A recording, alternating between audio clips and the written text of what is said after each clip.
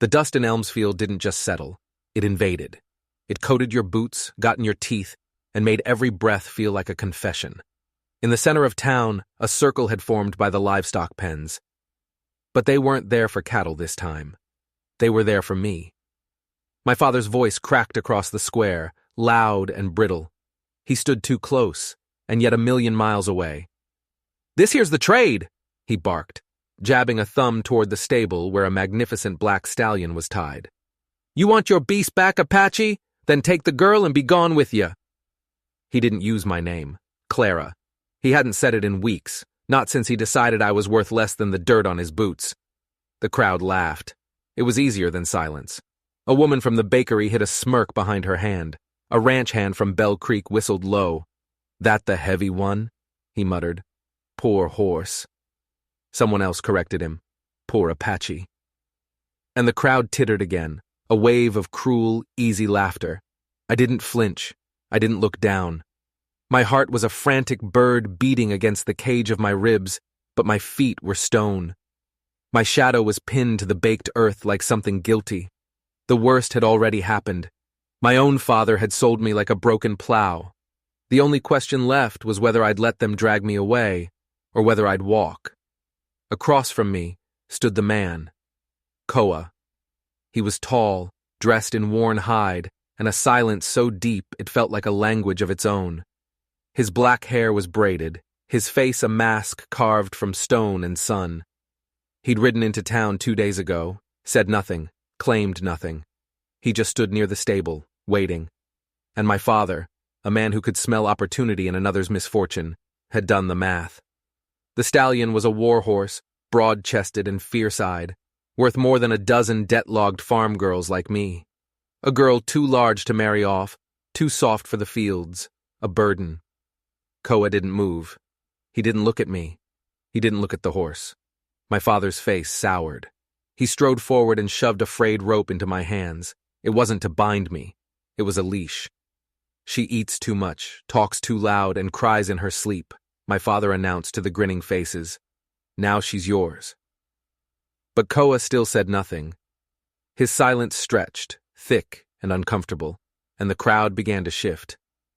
This wasn't a transaction anymore. It felt like a rejection. A few people looked at me, not with pity, but with a cold curiosity, like they were waiting to see if an ox would finally kneel. I didn't kneel. My fingers curled around the rough rope. I held it for a single sharp breath. Then I let it fall into the dust. I turned, slowly, and looked directly at Koa for the first time. "I can walk," I said, my voice clear and loud enough to cut through the whispers. It didn't even shake. For a long moment, he just looked at me. Then, without a single word, he turned his back on the town, on my father, on the whole rotten deal, and started walking toward the open plain. So I followed him. I didn't run. I didn't look back. I stepped over the dust and the judgment and the ghost of that rope like they were nothing but broken glass I'd learned to walk on years ago. Behind me, my father let out a short, satisfied laugh. He turned toward the stable, his hand already reaching for the stallion's reins, his mind already spending the money. But the stable gate was swinging on its hinge. The stall was empty. The stallion was gone. His face went white, then red with a fury that choked him. He spun around, ready to scream, to accuse, to blame. But there was no one left. No horse, no daughter. Just a town full of people who were suddenly looking at him like he was the punchline to a very bad joke. Out on the open road, the sun beat down on the back of my neck. Sweat pooled under my collar. I kept my eyes on the back of the man walking in front of me. He hadn't said my name. I didn't even know his. He walked with a steady, quiet rhythm, as if he trusted the earth beneath his feet more than any person he'd ever met. Beside us, the black stallion appeared from a gully, its hooves making almost no sound on the dry ground. Koa took the lead rope without breaking stride. He hadn't stolen the horse. It had come to him. It wasn't a rescue. It wasn't a capture. It was just a leaving, and I didn't mind one bit. We walked until the last rooftops of Elmsfield vanished behind a low rise. The silence was vast. broken only by the wind and the soft tread of our feet. Finally, Koa spoke, his voice low and rough, like stones rolling in a riverbed. "You don't have to follow." I kept walking. "I know." He glanced at me, his dark eyes unreadable. "I didn't take you." I looked straight ahead, at the endless blue sky. "I know that too." He pointed a finger toward the east, where a lone hawk circled. "That's where I'm headed." I nodded. It was as good a direction as any. As we walked, the world changed. The sounds of the town faded away, replaced by the whisper of wind through sagebrush and the distant cry of a crow. By nightfall, we made camp under a twisted cedar tree. Koa built a fire with clean, efficient movements. He didn't speak, just handed me a thick wool blanket and tossed a strip of dried meat near the flames to warm. It wasn't an offering, it was just a fact. Like the fire, like the stars that were beginning to prick the darkening sky. I sat with my knees pulled to my chest, a hollowness deep inside me. It wasn't hunger. It was a shame so old I couldn't remember a time I hadn't carried it. But the fire warmed my skin, and the silence didn't mock me. For the first time in a long, long time, no one was calling me a burden. And that was enough. As the flames danced, I looked across the fire at the silent man. "My name is Clara," I said. He looked up from the fire, his expression still a mystery. Then, so quietly I almost didn't hear it, he said, "Koa." I whispered my own name again, just to myself, tasting it on my tongue without the bitter flavor of my father's disappointment. "Clara." Koa gave a single, slow nod. "Clara." And somehow, the way he said it, it didn't sound like a name. It sounded like a beginning. But I was wrong. It wasn't a beginning. It was a test, and I had no idea I was already failing it. The next morning, I woke to the smell of wood smoke and damp earth. Koa was already up, checking the stallion's hooves with a quiet focus that seemed to be a part of him. He hadn't left me in the night. A strange, unfamiliar warmth spread through my chest. It wasn't safety, not yet, but it was the absence of immediate fear. He handed me a strip of jerky wrapped in a clean cloth. I took it with both hands, like a treasure I wasn't sure I was worthy of. We traveled east, through rolling hills and fields of dry grass. The stallion walked between us, a silent, powerful companion. I didn't ask where we were going. I figured he'd tell me if it mattered. The silence between us wasn't empty. It was watchful. He seemed to be listening to the world in a way I never had, hearing secrets in the wind and messages in the rustle of leaves. Around midday, we reached a shallow, muddy creek. I hesitated at the bank, looking at the thick muck that would swallow my boots. Koa stepped into the water without a thought, then turned and offered me his hand. I stared at it. His hand. Warm, solid, calloused from work and weather. I took it, and he pulled me across with a strength that was steady and sure. On the other side, he let go before I could even think to thank him. By late afternoon, the sun began to dip, painting the plains in long, blue shadows. Koa stopped near a grove of juniper trees. "We stop," he said. Just 2 words. I nodded, my body aching from the long walk. As I gathered sticks for the fire, I watched him. He laid the stones for the fire pit in a perfect circle, as if there was a right and wrong way to contain something so wild. There was a ritual to his movements, a purpose I couldn't yet understand. Once the fire was crackling, he reached into his satchel. He pulled out something small, wrapped in a piece of rawhide. I thought it was more food, but when he unwrapped it, I saw a thin leather band. Woven into the center was a single, polished turquoise stone. It shimmered in the firelight, the color of a perfect summer sky caught and held in time. He held it out to me across the flames. I blinked, confused. "What is it?" "A thing that belongs to you now," he said. His voice was flat, without emotion. I hesitated. "Why?" His eyes met mine, and they were dark and serious. "The sky carries strength in its color. This will show if you have any." I froze. It wasn't a gift. It was a challenge, a judgment. My father's voice echoed in my head. Too loud, too big, too much. I reached for it slowly, my fingers brushing his. The stone was cool against my skin. He wasn't giving me strength. He was measuring my lack of it. "What do I do with it?" I asked, my voice barely a whisper. "Wear it," he said. "It will tell its own story." I tied it around my wrist. The leather fit snugly. I looked at the stone, and for a second I thought I saw it darken, as if reacting to the fear coiling in my stomach. Was I imagining it? Was this some kind of Apache magic?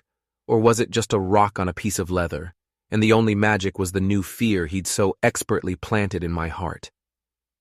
"I've never really been given anything before," I whispered, testing him. Koa just shrugged. "Then it's past time you earned something." The words hung in the air, cold and sharp. He wasn't my savior. He was just a different kind of judge. Later, I dared to ask him another question, my voice small. "Why didn't you just take the horse and ride away? Why let me follow?" He paused his work, sharpening a knife on a whetstone. The scraping sound stopped. "Because a burden is more useful when it knows it's a burden," he said, not even looking at me. "It tries harder." The hope that had flickered inside me died. Of course, that's all I was, a burden trying to earn its keep. He hadn't rescued me. He'd just found a more efficient way to own me. That night, wrapped in my blanket, the turquoise stone felt heavy on my wrist. I stared into the fire, and it felt like it was staring back, seeing every weak and worthless part of me. Koa sat with his back against a rock, a silent sentinel. "They used to say I was too much," I whispered to the flames, my voice thick with a shame I thought I'd left behind in Elmsfield. "Too loud, too hungry, too big to be loved." Koa spoke from the darkness, his voice cold and final. They were right. The words didn't just settle in my chest like embers. They burned. They branded me. And as I finally fell into a restless sleep, the stone on my wrist seemed to grow colder, a constant, chilling reminder of the truth. I hadn't escaped my prison. I had just followed my new warden into a bigger one. The world was a different place when I woke up. The coldness from Koa's words had seeped into my bones, and the turquoise stone on my wrist felt like a manacle. It looked darker this morning, a muddy blue-green instead of the vibrant sky color it had been. Or was that just my imagination, colored by despair? Koa was already dismantling our camp, moving with that same unnerving efficiency. He didn't offer me jerky this time.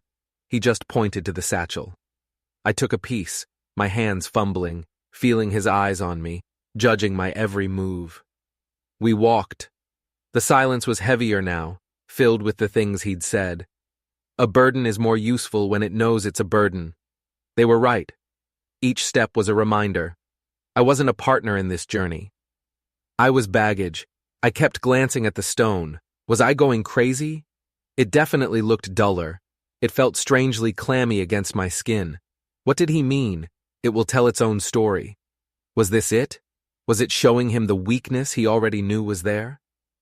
We traveled for 2 more days, and with each passing mile, I felt myself shrinking. I walked with my head down, my shoulders hunched. I ate less. I tried to take up less space, to make myself less of the burden he'd named me.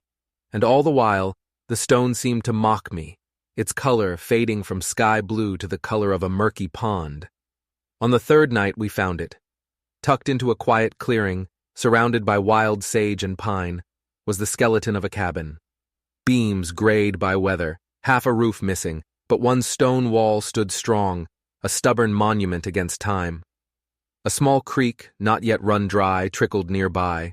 Koa dismounted and walked the perimeter, his eyes scanning everything. I hesitated, then wandered inside the broken frame. The floor was warped, covered in leaves and dust, but it was solid. There was a hearth in the corner, black with soot from fires long dead.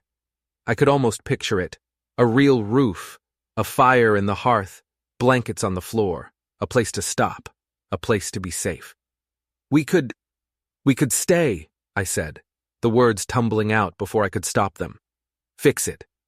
Koa stopped and turned to look at me, his face impassive. I held my breath, expecting him to laugh, to tell me that burdens don't get to choose where they stop. "The roof is broken," he said. "The walls are weak. We could patch them, I insisted, a desperate hope rising in me. I can work. I can help. I won't be a... I cut myself off. He studied me for a long moment, his gaze flicking down to the turquoise stone on my wrist. It looked almost gray now. He gave a single, slow nod. We will fix it. A wave of relief so powerful it made me dizzy washed over me. Maybe this was my chance to prove him wrong. To work so hard that even he would have to admit I wasn't useless. To make that stone on my wrist turn bright blue again. We started that very afternoon. He chopped wood with a powerful rhythmic swing of his axe. I cleared the inside of the cabin, sweeping out years of debris. My hands were raw, my back ached, but I didn't care. I worked with a feverish energy. As I cleared a pile of rotted boards from a corner, my broom scraped against something hard. I knelt and dug through the dirt and grime. It was a small, flat object. I wiped it clean and my blood ran cold. It was a child's slate, the kind they use for lessons. Scratched into its surface over and over were the words, "I will be good, I will be good, I will be good." A shiver went down my spine. This wasn't just an abandoned cabin. This was a place of sorrow. Then I saw it. Just beside where I'd found the slate, a dark, ugly stain on the floorboards. It was old but unmistakable. Blood, a lot of it. I stood up, my heart hammering. My eyes darted around the small, ruined space. This wasn't a home. It was a tomb. Koa came in, carrying a heavy new beam for the roof. He saw the look on my face, saw the slate in my hand. He glanced at the stain on the floor, and for the first time, I saw a flicker of something in his eyes. Not surprise, recognition. He knew. He had known all along. "What is this place, Koa?" I whispered, my voice trembling. He dropped the beam with a heavy thud. He looked at me, at the slate, at the dark stain. He didn't offer comfort. He didn't offer an explanation. He reached into his satchel and pulled out another small, rawhide-wrapped bundle. He tossed it to me. "You'll need this," he said, his voice grim. "This place doesn't suffer fools, or the weak." I caught the bundle, my hands shaking. This wasn't a home. It wasn't a sanctuary. He had brought me to a place of death, a place with a terrible secret, and the stone on my wrist felt as cold and as gray as the grave. My fingers trembled as I unwrapped the bundle Koa had tossed me.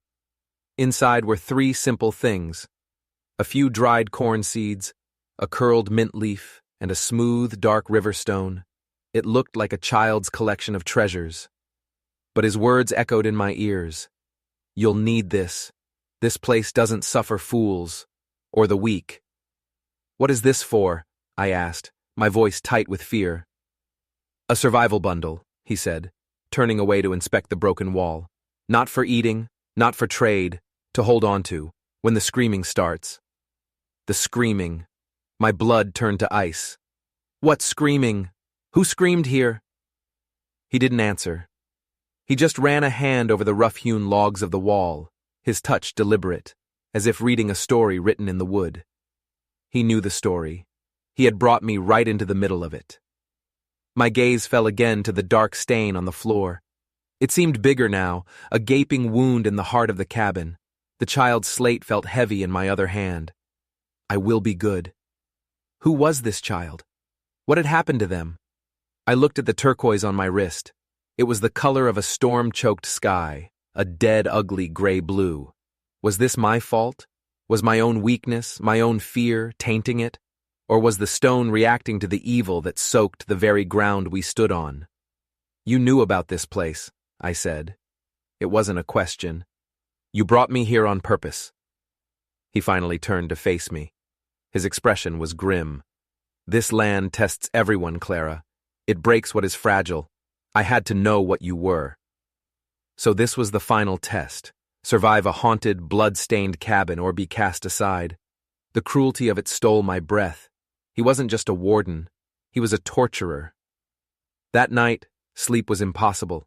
We built a fire in the old hearth, and the flames cast dancing, monstrous shadows on the walls. Every gust of wind sounded like a whisper. Every creak of the old wood sounded like a footstep. I sat clutching the survival bundle, the smooth river stone cool and solid in my palm. Across the fire, Koa sat watchful and silent, his hand resting on the knife at his belt. Sometime in the deepest part of the night, I heard it. A faint sound from the woods, a woman weeping. I froze, my heart pounding against my ribs. I looked at Koa. His eyes were closed, but he wasn't asleep. His jaw was tight. He heard it too. The weeping grew louder, closer. It was a sound of pure, bottomless grief, and it seemed to come from everywhere at once. It seeped through the cracks in the walls, dripped from the broken roof. Then, a new sound joined it. A child's voice, crying out, "I'm sorry! I'll be good! I promise I'll be good!" It was the voice from the slate. I scrambled backwards, pressing myself against the stone wall, my breath coming in ragged gasps. The sound swirled around the cabin, a storm of sorrow and terror. I shut my eyes, but I could still see the dark stain on the floor, could still feel the phantom chill of that place. I risked a glance at Koa. He hadn't moved. He was listening, his face a mask of concentration. He wasn't afraid. He was waiting. Suddenly, a man's voice roared, cutting through the weeping. It was a sound of pure rage, guttural and inhuman. It was followed by a sickening thud, and the child's cries abruptly stopped. The woman's weeping rose to a shriek, a sound of such agony that it felt like a physical blow. Then it, too, was cut short. Silence. A silence so profound, so heavy, it was worse than the screams. I was shaking uncontrollably, tears streaming down my face. I looked at Koa, my eyes begging for an answer, for comfort, for anything. He opened his eyes. They were as cold and hard as the river stone in my hand. "The man who lived here," Koa said, his voice low and even, "believed his family was a burden. He believed their weakness was a stain on his honor. So he cleansed his home." My stomach churned. He cleansed his home. He had murdered his own family, here, in this spot. "Why?" I choked out. "Why did you bring me here?" "Because I had to see," he said, his gaze boring into me. "When the screaming starts, what do? Do you break? Or do you find a way to make it stop?" He stood up and walked to the cabin door, looking out into the terrifying, silent darkness. "Their spirits are tied to this place," he said. "They are trapped in their fear, and they are not the only ones." He turned back, and his eyes were filled with a darkness that terrified me more than the ghosts. "There is another spirit bound to this valley, a hunter, an ancient thing that feeds on fear. It was the whispers of that hunter that drove the farmer to madness. It is what I came here to face." My world tilted on its axis. Ghosts, ancient evil spirits. This wasn't a test. This was a suicide mission. "You're a monster," I whispered. "No," he said, his voice dropping even lower. "I am the bait." And then I finally understood. The turquoise stone on my wrist wasn't measuring my fear for him. It was a beacon. My terror, my weakness. It was what he was using to draw the real monster out of the woods. He hadn't brought me here to test me. He'd brought me here to sacrifice me. The truth hit me like a physical blow. I wasn't baggage. I wasn't a burden being tested. I was bait. My fear, the weakness Koa had so expertly cultivated, was a signal fire for the real horror that lived in these woods. The turquoise stone wasn't a measure of my strength. It was an amplifier for my terror. "You used me," I breathed, the words catching in my throat. Koa's face was a mask of shadows in the dying firelight. "The hunter spirit is drawn to weakness. It has poisoned this valley for generations. It drove that farmer to madness. It has stalked my people. It cannot be fought with arrows or knives. It must be lured. It must be faced. Your fear," he said, and the words were devoid of any pity, "is the brightest light this valley has seen in a long time." I scrambled away from him, my back hitting the cold stone of the hearth. The ghosts of the murdered family were gone, but a new, more terrible silence had taken their place. The air itself felt thick, watchful. The woods outside were no longer just dark. They were alive and hungry. "What is it you hunt?" I stammered, my hand still clutching the little survival bundle. The riverstone felt impossibly small against the tide of my fear. "It has no name we speak," Koa said. "It is a shadow that walks, a hunger that is never filled. It whispers your deepest shames into your ear until you believe them. It shows you the monster in your own heart." He looked toward the door. "And it is close now." As if summoned by his words, a low growl echoed from the trees. It wasn't the sound of a wolf or a bear. It was deeper, more guttural, a sound that vibrated in my bones and promised to tear the world apart. The stallion, tied just outside, let out a terrified whinny and strained against its rope. Koa didn't reach for his knife. He reached for a long, dark spear that I hadn't seen before. It was propped against the wall, carved with symbols that seemed to writhe in the firelight. "What do you want me to do?" I asked, my voice a pathetic squeak. "Be afraid," he said simply. "That is your purpose here." Anger, hot and sharp, pierced through my terror. All my life I had been told my feelings were a burden, my hunger, my sadness, my very size, and now this man was telling me my fear was my only purpose, that I was to be a living sacrifice on the altar of his private war. No. The growl came again, closer this time. It was just beyond the tree line. I could feel its presence, a pressure against the cabin walls, a malevolent intelligence that was focused entirely on me, on the trembling, terrified thing that Koa had served up for it. I looked at the turquoise stone on my wrist. It was almost black now, a beacon of terror. "It will show if you have any strength," he'd said. I looked at the pathetic little survival bundle in my hand. The corn seeds, the mint leaf, the stone. Reminders, he'd said in the original story. But this Koa wasn't kind. What were they for? My mind raced, scrambling for purchase against the slick walls of panic. It whispers your deepest shames into your ear. My father's face flashed in my mind. Too much, a burden, the laughing crowd. The growl was at the door now, a heavy scratching sound against the wood. Koa stood ready with his spear, his body tense. He was waiting for it to break through. He was waiting for it to come for me.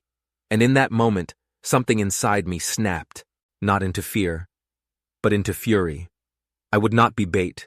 I would not be a sacrifice. I would not die for his war. I looked at the items in my hand. Corn, a seed, the beginning of a harvest. Mint, a sharp, clean scent that cuts through rot. A river stone, something that holds its shape even when a torrent of water tries to wear it down. They weren't magic. They were ideas. I scrambled to the hearth, my movements clumsy but quick. I threw the dried mint leaf onto the dying embers. A puff of sharp, clean-smelling smoke billowed up. It wasn't much, but it cut through the stench of old blood and new fear that filled the cabin. The scratching at the door stopped. A low, confused whine replaced the growl. Koa shot me a look of pure shock. He hadn't expected this. He had expected me to cower and scream. I wasn't done. I took the corn seeds and, with a shaking hand, placed them in a line on the floorboards, leading from the bloodstain to the hearth. A path, not of fear, but of growth, of life. Finally, I took the river stone. I walked to the door, my heart hammering.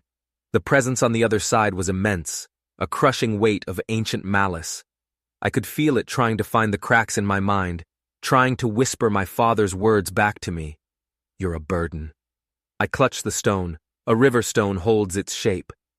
"No," I whispered, my voice shaking but clear. "I am not." I reached out and shoved the river stone into a crack in the doorframe, wedging it there. A small, solid piece of the earth, holding the line. A shriek of fury erupted from outside, so loud it rattled the very bones of the cabin. It was a sound of thwarted hunger, of rage. Then, silence.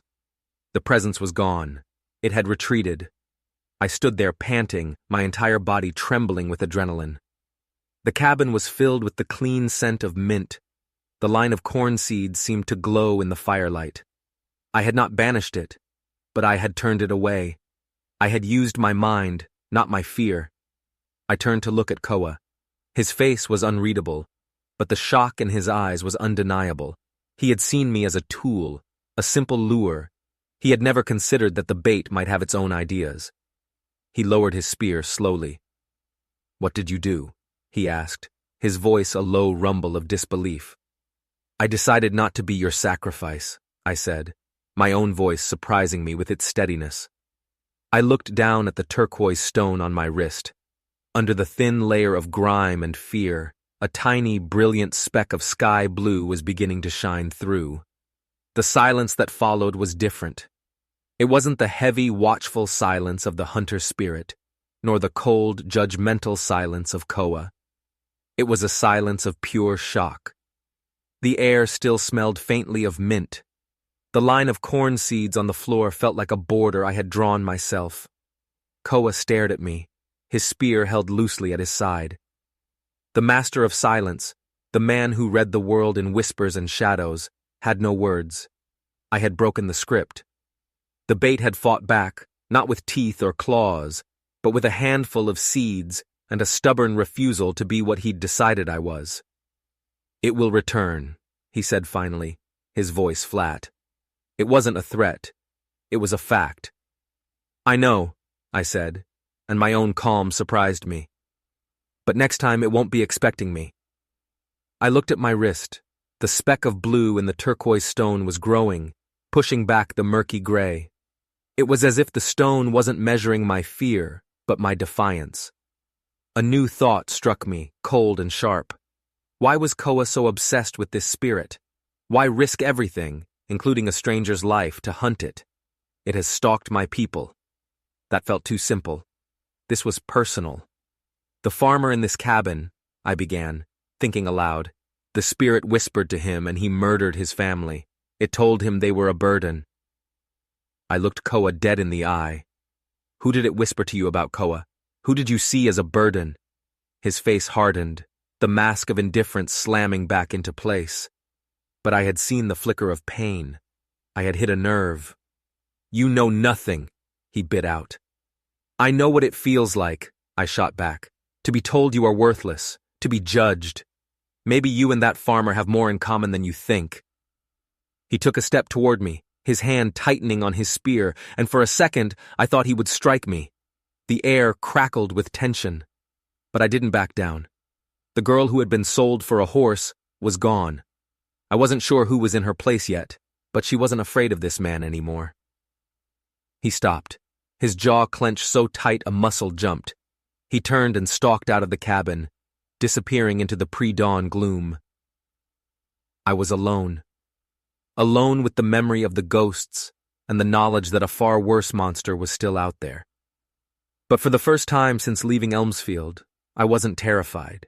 I felt awake. I spent the next hour fortifying my small victory.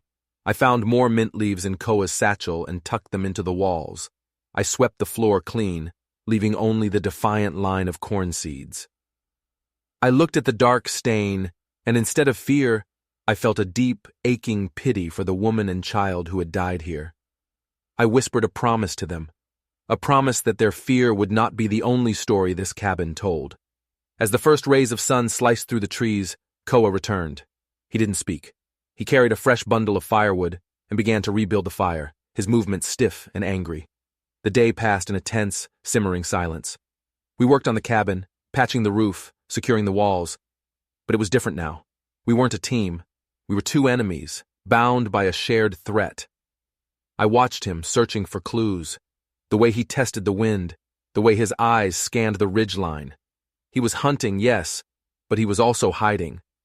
That night, as we sat by the fire, I decided to press him again. "My father sold me because he thought I was a weight holding him down," I said to the flames. "He was a weak man who blamed me for his own failures. What about you, Koa? Who was your failure?" He threw a piece of wood into the fire, sending a shower of sparks into the air. "Be silent, woman." "Did you have a wife?" I pushed, my heart hammering. "A child? Did the spirit whisper to you that they were weak, that they were holding you back?" He shot to his feet, his face a storm of rage and grief. "Enough!" he roared, and the sound echoed the ghost of the farmer's fury. And then I saw it. On the inside of his wrist, just visible beneath his sleeve, was a tattoo. a simple, small marking, the stylized shape of a woman holding a baby. My blood ran cold. It wasn't a farmer he had something in common with. It was the place itself. He hadn't brought me here to hunt a monster. He had brought me here because he had already failed. He was trying to finish a fight he had lost a long time ago. They died, didn't they? I whispered, the horrible truth falling into place. Your family, the hunter spirit. It didn't just stalk your people.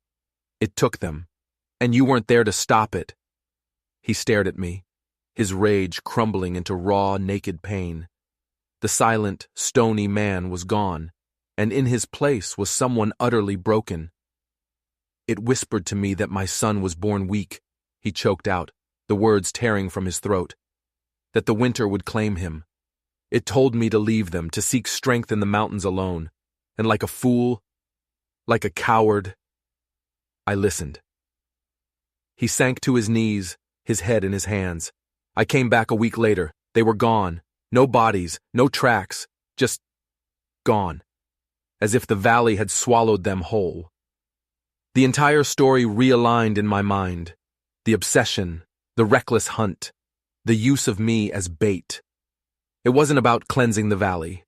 It was about revenge. Or worse, it was a desperate, suicidal attempt at redemption.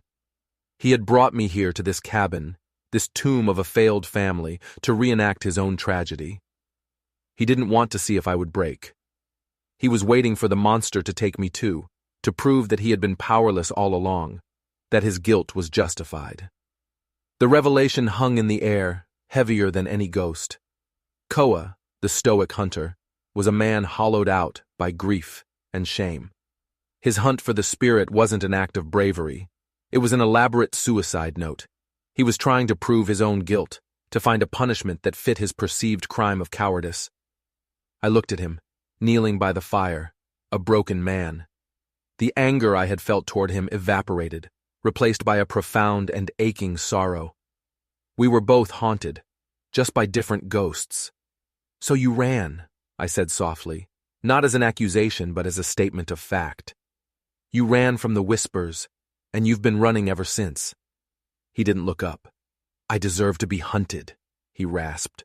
I deserve this. No one deserves this, I said, my voice firm. No one deserves to be eaten alive by their own regrets.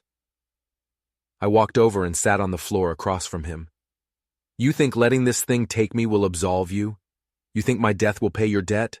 It won't. It will just be another ghost to haunt you. For the first time, he looked at me, really looked at me. Not as bait, not as a burden, but as a person. There was a flicker of something in his eyes, not hope, but a sliver of connection. A recognition that my pain mirrored his own.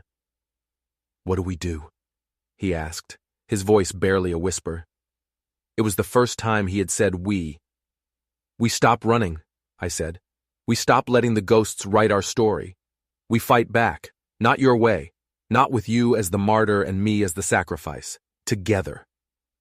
A new resolve settled in me. This wasn't just my fight for survival anymore. It was a fight for his too. We were two broken pieces, but maybe, if we fit them together, we could make something whole. I looked at the turquoise stone on my wrist. It was now a brilliant, defiant blue, the color of a clear sky after a storm. It wasn't a beacon for fear anymore. It was a beacon of will. The next few days were a truce. The tension between us was replaced by a quiet, shared purpose. We worked on the cabin, but now our efforts were defensive. We weren't just building a shelter. We were building a fortress. He showed me how to set snares, not for animals, but as warning trips. I showed him how to use the herbs I found, not just for scent, but for smoke that could obscure our movements. He started talking. He told me about his wife, Anawa, and his son, Topa. He spoke of their laughter, of the way his son's hand had curled around his finger. He poured out years of pent-up grief and guilt. And I listened. I didn't offer empty comforts. I just listened, providing a space for his pain to finally exist in the light. As he spoke, I began to see the patterns.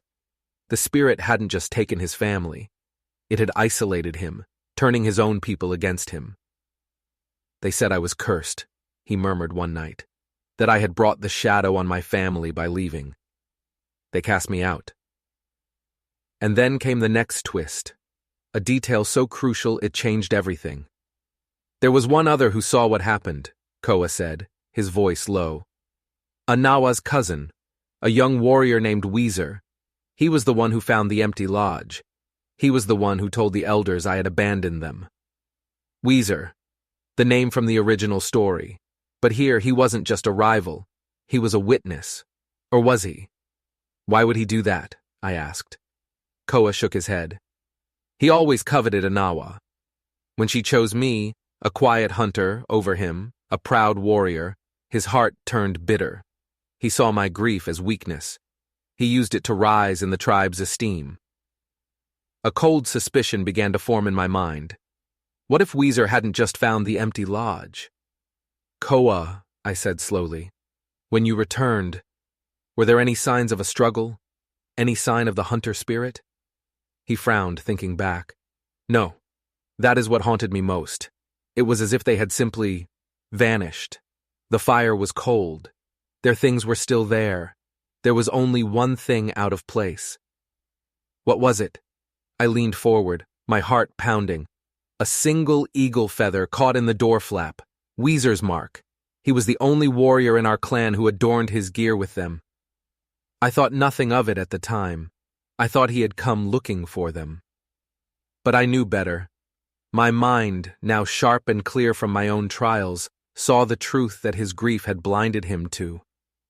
It wasn't the spirit, Koa, I said, my voice trembling with the enormity of the realization. The hunter spirit is real. It whispers and it feeds on fear, but it doesn't leave feathers. It doesn't tidy up. It leaves terror and chaos. I stood up, pacing the small cabin. Weezer didn't just find an empty lodge. He made it empty. He used the legend of the hunter spirit as a cover for his own crime. Koa stared at me, his face pale. No, he would not. He is Apache.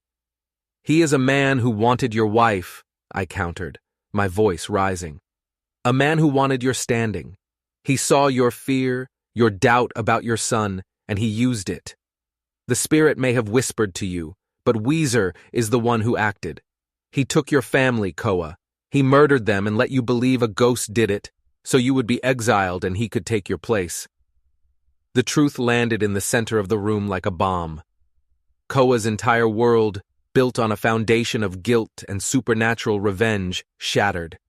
The monster he had been hunting for years wasn't a shadow in the woods. It was a man named Weezer. And Koa hadn't been the coward who ran. He had been the victim of a masterful, venomous lie. The weight of this new reality crushed the air from the cabin. Koa was on his feet, his face a mask of disbelief turning slowly to horrific understanding, and then to a rage so pure and cold it was terrifying. The grief he had carried for years, once a heavy cloak of shame, was now fuel for a fire. Weezer, he breathed, and the name was a curse. Every memory, every detail, was now seen through this new, terrible lens. The eagle feather, Weezer's quickness to condemn him, his rise to power in the wake of Koa's exile. It all fit. He used the spirit as a weapon, Koa said, his voice a low growl. He turned my fear against me. He looked at me, his eyes blazing. You saw what my grief made me blind to.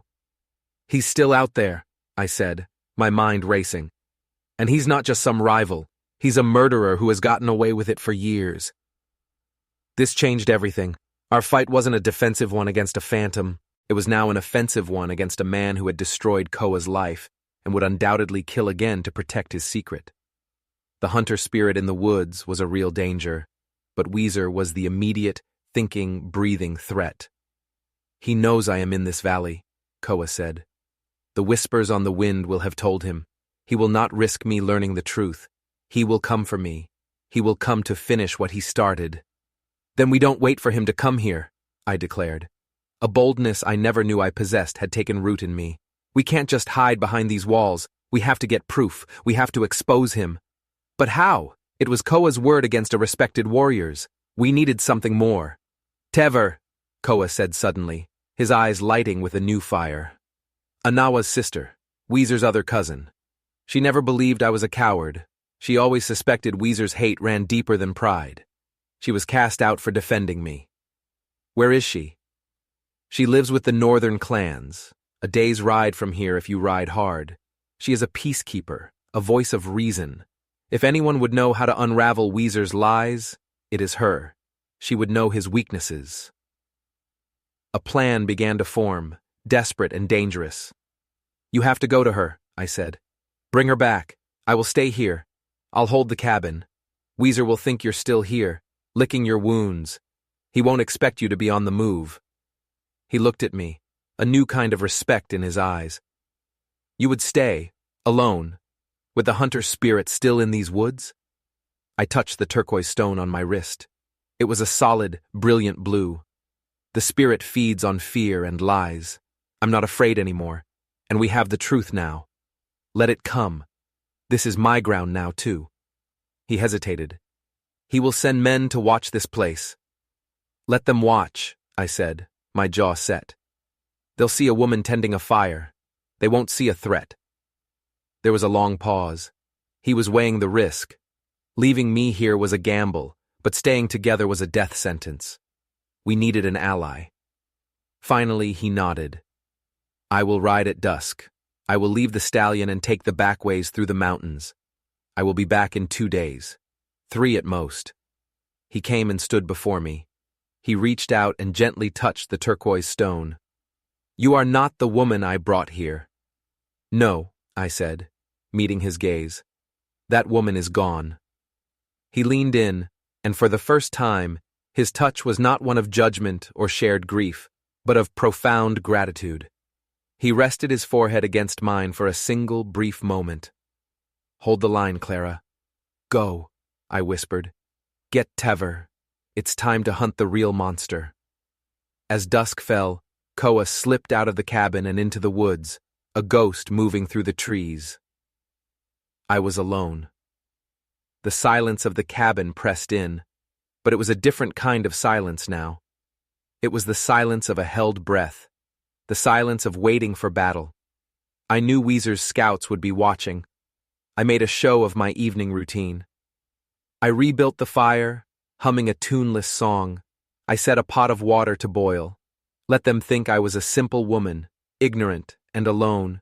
Let them underestimate me. It was the last mistake they would make. The first day passed in a blur of tense activity. I reinforced the snares Koa had set, adding a few of my own design. Subtle trips made of vine, pits filled with sharp sticks hidden under leaves. I wasn't just defending a cabin. I was turning the entire clearing into a trap. I was no longer the bait. I was the spider, and this was my web. That night, the hunter spirit came. I felt its presence as a cold weight at the edge of the woods. It whispered, trying to find the old cracks of fear in me. It showed me my father's sneering face, the laughing crowd. But the images had no power over me now. They were ghosts of a life that was no longer mine.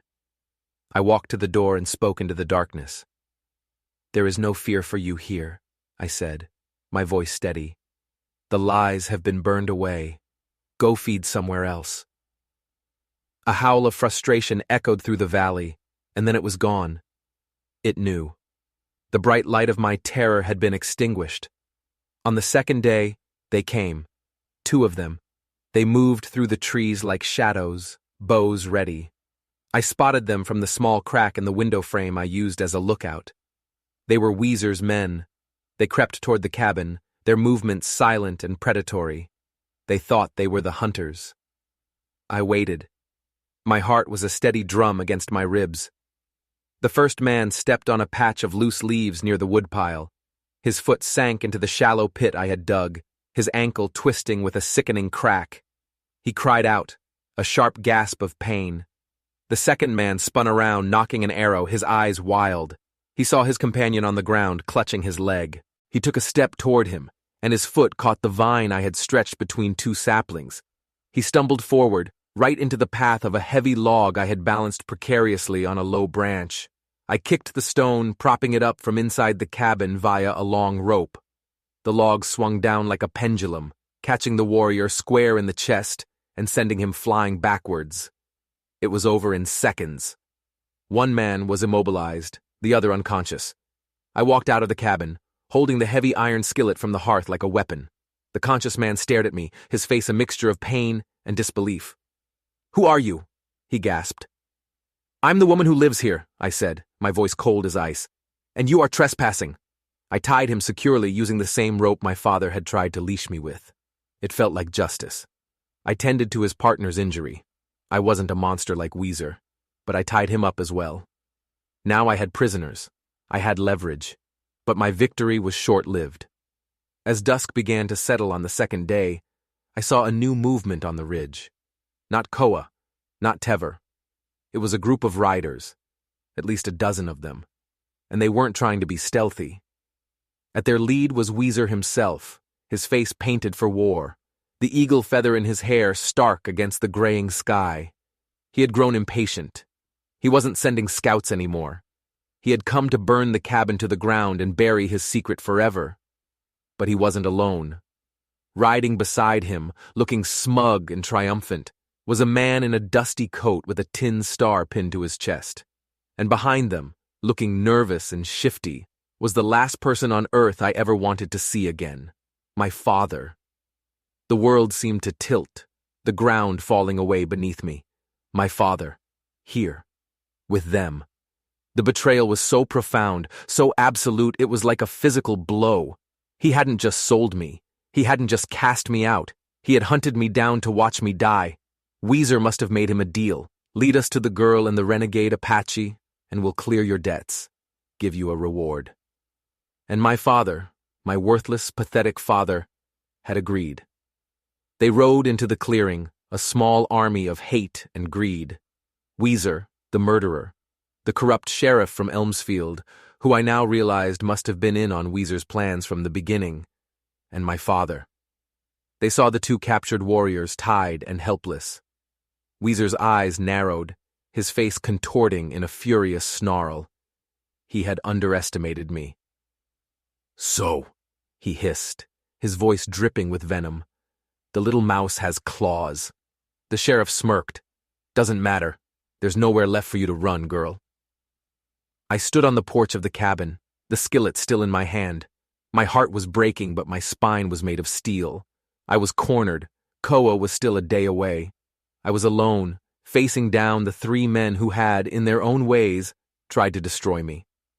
My father wouldn't meet my eyes.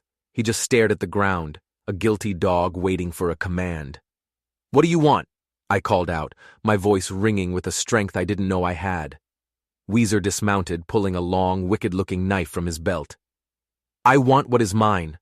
This land, this valley, and I want to erase a mistake I made years ago." His eyes flicked to the cabin. A mistake named Koa. "He's not here," I said. "He will be," Weezer sneered. "And when he comes back to find you dead and his home in ashes, he will know that my power is absolute, that no one defies me." He started walking toward me, his men fanning out behind him, a closing net. The sheriff drew his pistol, a lazy smile on his face. This was it, the end of the line. But they had made one fatal mistake. They thought they had cornered a mouse. They didn't realize they had walked straight into the spider's web, and the spider was very, very angry. The air in the clearing was thick with malice. Weezer advanced, knife in hand, a predator closing in. The sheriff and his posse spread out, cutting off any escape. And my father, my own father, stood with them, a ghost at the feast of my destruction. "It's over, Clara," my father mumbled, still not looking at me. "Just make it easy. Make it easy for him." The thought was so absurd it was almost funny. "Where is Koa?" Weezer demanded, stopping just a few feet from the porch. "He's gone," I said, my voice steady. "He saw what you were and he ran, just like you told everyone he did all those years ago." Weezer's eyes flashed. "Liar!" "Am I?" I shot back. "Or are you the liar, Weezer? Did you tell your men about Anawa? Did you tell them how you murdered her and her child because she wouldn't have you?" A collective gasp went through Weezer's warriors. They looked from me to their leader, confusion and suspicion dawning on their faces. The one thing Weezer couldn't afford was for his authority to be questioned.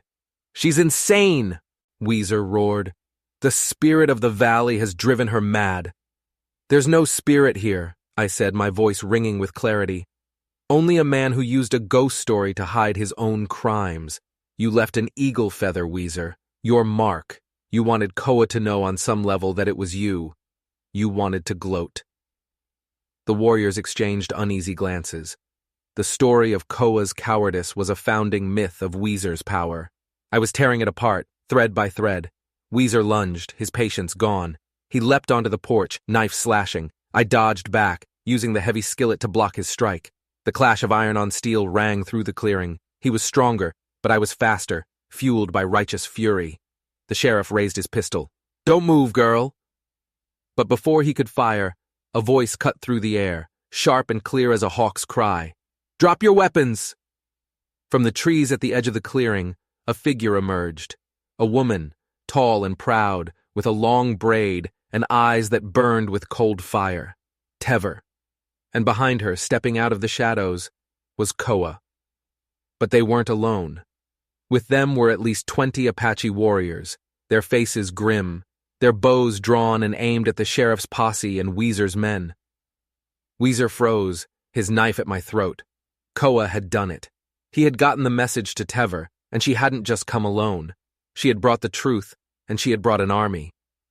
"It's over, Weezer," Tever said, her voice filled with quiet authority. "Your lies are at an end." The sheriff, realizing he was now badly outnumbered, started to sweat. "Now, hold on.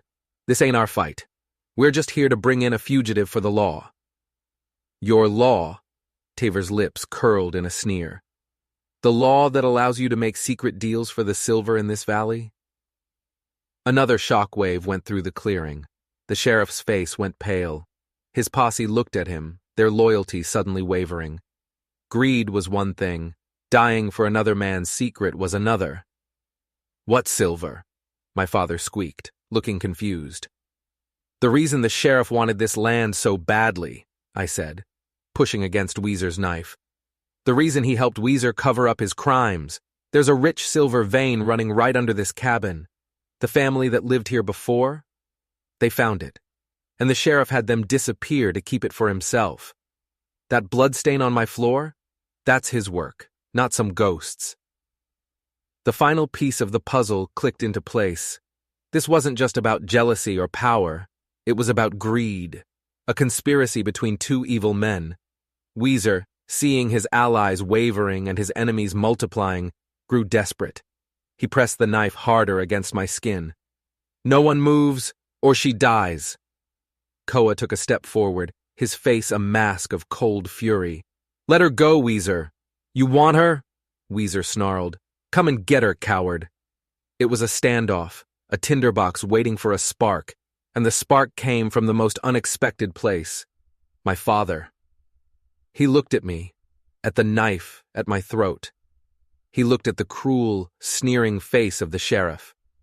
He looked at the hard, murderous eyes of Weezer. And in that moment, something in his hollowed-out soul seemed to break. Or maybe, for the first time in his life, it healed. He saw the monsters for who they were, and he saw his daughter, standing defiant and strong, about to be slaughtered because of his weakness. With a choked sob, he charged, not at me, not at Koa. He threw his entire, pathetic weight at the sheriff, screaming, "No, not my daughter! You won't have my daughter!" The sheriff, startled, fired his pistol wildly. The shot went wide, but the sound was the spark that lit the flame. All hell broke loose. Tever's warriors unleashed a volley of arrows.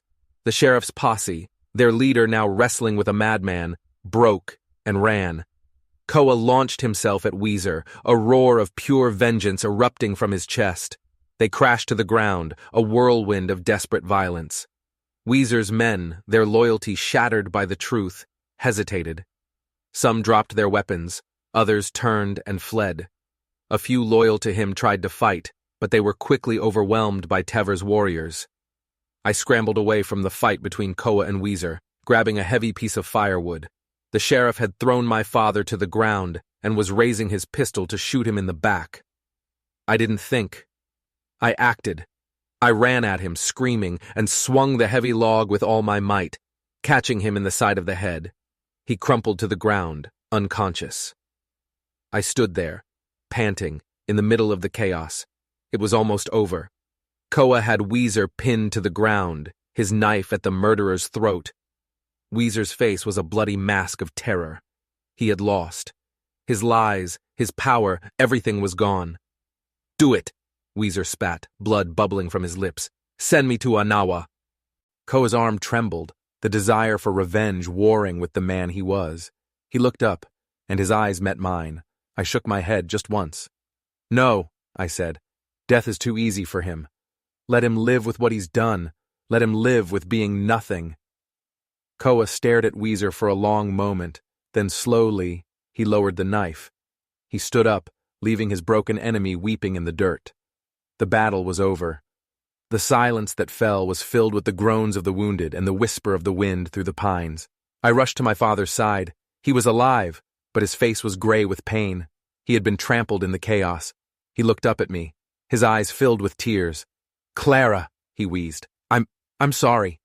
"I know," I whispered, taking his hand. In the end, he hadn't saved me. I had saved myself. But he had chosen a side. His final act wasn't one of weakness. It was one of love. And in the strange, bloody calculus of our lives, it was enough. The aftermath was quiet. Teever's warriors rounded up the sheriff and his men, along with the disgraced Weezer. They would be taken back to face the justice of the tribes and the law of the towns, a justice we would now ensure was true. My father was carried gently into the cabin.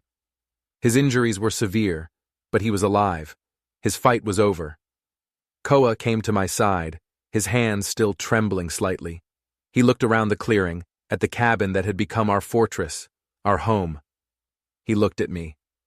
"You held the line, Clara," he said, his voice thick with emotion. I leaned against him, my body finally admitting its exhaustion. "We held it," I corrected him. "Together." The sun was setting, casting long golden rays through the trees. The air smelled of pine and damp earth, and the clean, sharp scent of victory. The ghosts of this valley, the murdered family, Koa's lost wife and son, the girl I used to be, finally seemed at peace. We had faced down the monsters, both the ones in the woods and the ones in our hearts, and we had won. We buried my father a week later on a hill overlooking the valley. It was a quiet ceremony, just me, Koa, and Tever. He had died in the night, his body too broken to heal. But he had died with a peace he'd never known in life, a father who had finally, in his last moments, protected his daughter. His was a complicated legacy, but I chose to remember his final selfless act. Justice came swiftly. The sheriff's confession, once he realized his rich partners had abandoned him, exposed the entire rotten conspiracy for the silver vein. The town of Elmsfield, shamed by its own corruption, underwent a reckoning. Weezer was tried before a council of tribal elders, with Tever presiding. Stripped of his name, his honors, and his lies, he was exiled to the barren lands of the far west, forced to live as a nameless ghost, a fate far worse than death for a man so consumed by pride. His remaining warriors, shamed by his deceit, pledged their loyalty to Koa and Tever, helping to restore the honor he had tarnished. The silver under our cabin? We told the council it was sacred ground, a place of sacrifice that should not be disturbed. They agreed. The valley was to be left in peace, a sanctuary, our sanctuary. Slowly, we rebuilt. Not just the cabin, but our lives. The darkness that had clung to this place was gone, replaced by the warmth of our fire and the sounds of our work. Koa taught me the language of the riverstones and the stars. I taught him how to laugh again, a low, rumbling sound that was the most beautiful music I had ever heard. The turquoise stone on my wrist remained a brilliant, perfect blue. It was no longer a test or a beacon, but a reminder of the woman I had become. One evening, months later, Koa and I were sitting on the porch, watching the stars prick the velvet sky. He had been carving something for days, and now he held it out to me. It was a small wooden figurine of a woman, standing tall, with a hawk perched on her shoulder. Her face was strong, her eyes clear. "This is how I see you," he said softly. "Clara. Not a burden, not a victim, a warrior." I took the carving, my throat tight with emotion. "And how do you see yourself?" He was silent for a moment, then he took my hand. "I see a man who was lost in the dark and was led back into the light. Not by a ghost, but by you." He pulled me to my feet and led me inside the cabin. On the rough-hewn table, a piece of soft deerhide was laid out. Stitched into it with dark thread were two names, side by side. Clara and Koa. "This is not just a shelter anymore," he said, his voice full of a hope I never thought I'd hear from him. "It is a home, our home, if you will have it, if you will have me." He wasn't asking me to be his. He was asking to be mine.